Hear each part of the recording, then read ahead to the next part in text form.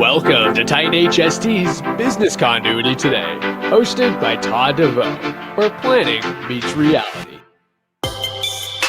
Good morning, or good afternoon, depending on where you're at. And I'm Todd DeVoe, and I've been involved responding to emergencies and disasters for a long time. And well, it started my field in emergency management in around 1999, and I was working in EMS, and I started out logistics. Yeah, believe it or not. And since then, I became an educator, teaching the post-secondary level, and learning and sharing what I've learned is a huge passion for me. And so, welcome to Business Continuity Today, where together we'll learn. And today we're talking about how to be an authentic leader. You know, you always had those guys who are your bosses or whatever, and sometimes you've just felt that they were just fake and you know they weren't really caring what you really felt about. And I think authenticity is being authentic is very important. So leadership is an area of development that has interested me since since I was in middle school. I was a Boy Scout, and Boy Scouts we make leaders, right? And it was a goal of mine to create a great team of scouts to be with, and we did this, and it was awesome.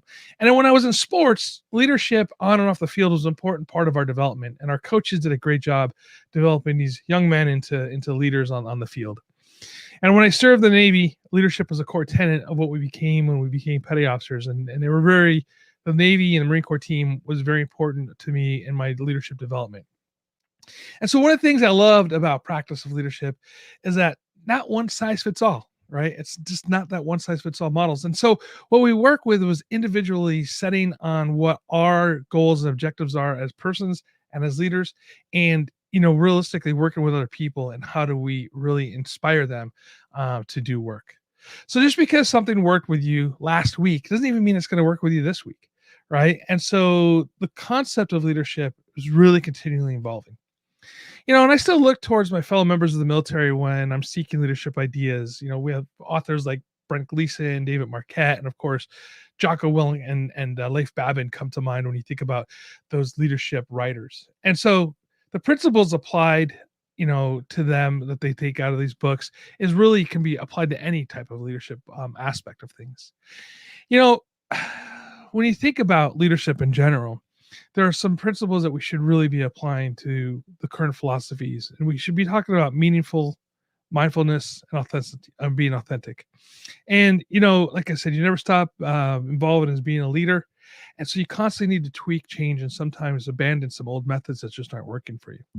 But I want to talk about how to be authentic. And so let's look at some of these goals here, or ideas. And the idea here we get from the military is sharing the purpose and sharing the organization's purpose, not just goals. And that also goes down to sharing the purpose of the individual, right?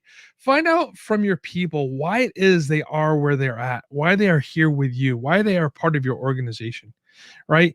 And building a strong understanding of your collective purpose helps your team gain clarity on the motives of why they act and behave and interact with each other on a daily basis.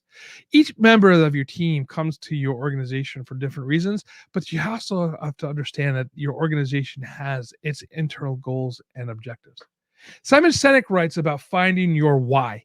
And I want to take this one step further to talk about your team and see what the team's why is, right?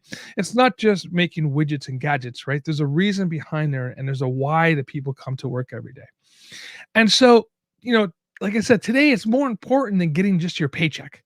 Well, at least it should be, right? Because that's going to be your best worker if it's not just them coming to get a paycheck. Find out what the why is. If your team does not understand what their why is, what their purpose is, why they're a part of this organization, why they're not just a cog in the machine, right? You need to explore that and define what that is. Willink and Babin, they discussed the concept of cover and move, right? And the idea of covering and moving is making your team be able to move down the street in a firefight. But you can use this concept and the idea of making cover for your people, right? You need to be that cover for your people so they can be protected when they're doing their work, and being able to have them move down the street, if you will, in a daily work right? So you can build that team so they know that they can do work and they're going to be okay, and you have their back. And I think that's really important. And at times of a leader, yes, you might have to discipline them, right? As a boss, right? But as a leader, you can also cushion them from some of the political bull stuff that's in the that's at work at sometimes, right? And so that's the idea of cover, not covering up for bad deeds or anything like that. What I'm talking about is covering from the stuff that is really outside noise, and you should absorb that outside noise and deflect it and allow your team to do good work. And part of that is teaching them to make good decisions and letting them have this, right? So when we talk about making good decisions, we've had multiple conversations here on business content today about decision making. Teach them through that process, because we don't know necessarily what their decision making process is, where they've come from in the back. Have them find their decision making model, help them go through that process and learn it, and teach them to make this thing, because we don't teach people and school all the way up how to make good decisions, right? We just teach them skill sets and things like this, and decision making for whatever reason is part of them. And so I think as part of your team is how do you come up to decision making processes. In the Navy Marine Corps team, we have this thing called the commander's intent, right? Where for the most part, we're not micromanaged to death. And I don't think you should be micromanaging your team to death as well. Give them the commander's intent, give them your intent of what you need to get done. And you're going to grab this thing from, at your business. We in the military, we had this thing called the plan of the day. In your business, you should have some sort of outline of the direction of where you're going for that particular day, and lay that out. All right. And let them make their decisions, because you taught them how to make good decisions based upon the plan of the day and what you want to get done and what your intent is. And you don't have to micromanage the direction they get there, as long as they get to where they need to be. Right. And so I think that's a very understanding. But however, before you cut them loose on that, the plan of the day, right? Have them understand what the priorities are and how to make priority decisions, right? And communicating this information is critical to mission success. And that being said, what's critical to mission success is be a coach, not a boss, right? And so I think the best bosses I've ever had my entire life, even including the military, were more coach-like than they were command type, right? Because the idea here is you want to make your team better, right? You want to make the members of your team better and promotable. And a matter of fact, in the military, one of the things that showed as a good leader was the ability to have your troops, have the people underneath you, promote up to the next level. And those that have the most promotions within the organization as looked as favorable on the command, right? And I think that's the same thing should happen within your organization. Having your reports being able to promote up, right? And I think that is great, and that's what you want to guide them to. There's I'm going to butcher this a little bit, but there's this old saying, right? Is you want to train them, and you want to teach them and treat them that they could leave if they want to leave, but you want to treat them so they would stay if they want to stay. Something like that. You know what I'm saying, right? Treat them well enough where they don't want to leave your organization, but train them so that they know what they're doing and that they're going to be really able to go anywhere and be the best that they could be, but make them so they don't want to leave. And that's the idea of being a boss or coach, not a boss. The other thing too is always check yourself, right? Get evaluated by your peers, all right, those that you work with, because you need to get that additional feedback of how you are leading your organization, how you are doing as an individual, right? How you are able to do this. And one of the things I really kind of take this from is the concept of being the servant leader, right? Because the servant leader is you're serving your organization, you're serving your subordinates, right? But at the same time, you have to make sure that you're doing it in the right way. And so going back to other leaders that have that servant leader mindset that are going to be able to help you out. And when you do this, you need to be humble, right? Check your, like the whole scene, check your ego at the door, right? And I'm going to tell you, my days, I had some ego times. And when I had my ego that went unchecked, that's when I got into the biggest trouble. Right. And, sometimes you're going to need that gut punch to say, hey, you're not doing things the way you should be doing it. Right. And you need to be brutally honest with yourself. And you need to have people around you that can be brutally honest with you. As a matter of fact, that's another thing, grabbing that from the idea of doing roundtables and stuff, of having that open honesty, to be having your subordinates to be able to be brutally honest with you. I have a good friend of mine, and he lets me know when I'm going off the rails and how to improve. And in fact, we always talk about the idea of improving yourself 2% every day. That's kind of his thing. And I really take that to heart. Right. And again, he's somebody who can be brutally honest with me and tell me when I'm not doing things the right way and where I need to check myself and make myself better. And this reminds me of the story that I read one time about the CEO of a financial company. And he received an email from a subordinate, and the email went something like this. It says, "Hey, your meetings are not productive and they basically suck, right? If you need me to stop by your office before meetings so you can bounce ideas off of me, I'd be happy to do so."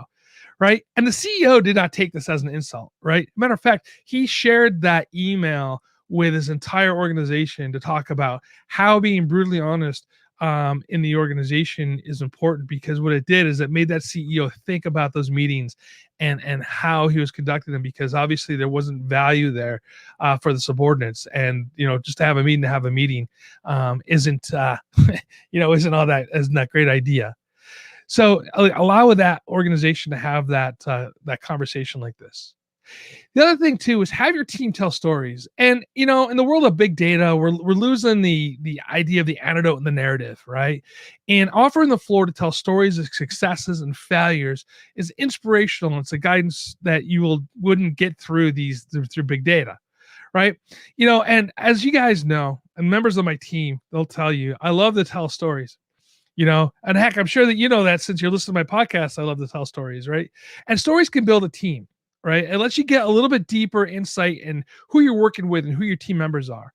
And it's not just about you standing up and telling stories, right? It's about your team members also telling those stories back to you about other ways, and really creating that bond over that storytelling. And I think it's really important because it really tells you how you think and how they feel.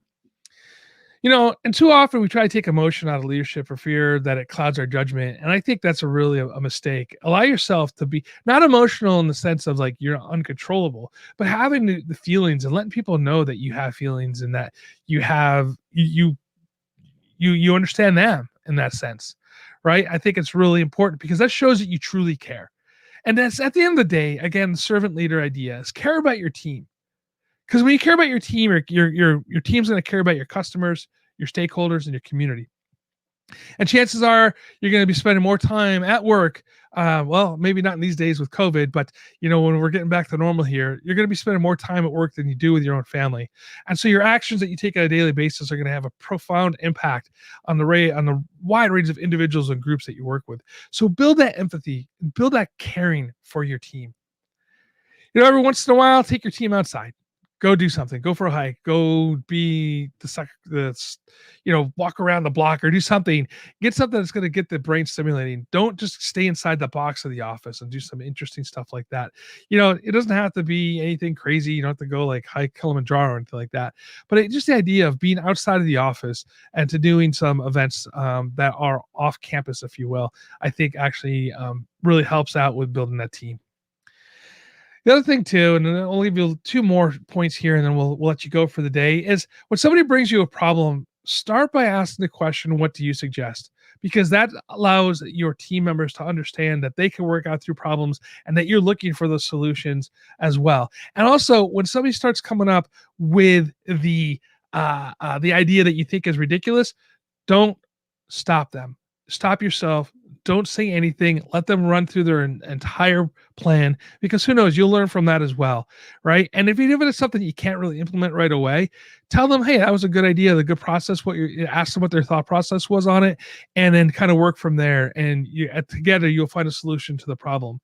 And I think that's really important. It's not that, hey, if you have a problem, bring me the solution. It's no, you're working through this problem together, and they're allowing you to be. They are allowing you to be the sounding board for them. I think that's important to do that as well, and to be able to take that information and let them go through that thought process and help them again. It helps them with the better decision making. And then that being said, when you're in a meeting, this is my favorite advice I've ever received from anybody. When you're in the meeting, speak last, right? That's all I have to say on that subject. You can read more about speaking last, but I think that's a really important process. Speak last in your meetings. And remember, you've been promoted to be a boss. However, it's up to you to become a leader. And leadership is an art, and it needs to be developed, and it needs to be fostered. And you need to lead from the front, never from the rear. And it's your team it is you that you need to have your team rally around. And I said, and give them cover and let them do their job. Well, thank you for being with us today. Visit Titan HST for all your communications needs. And remember to follow us on your favorite podcast player, Facebook, YouTube, Twitter. And also, please, hey, give us a rating. If you like what we're doing, give us 5 stars. I'd love to have it, and I appreciate your time. So join us next week. And until then, stay safe, stay hydrated.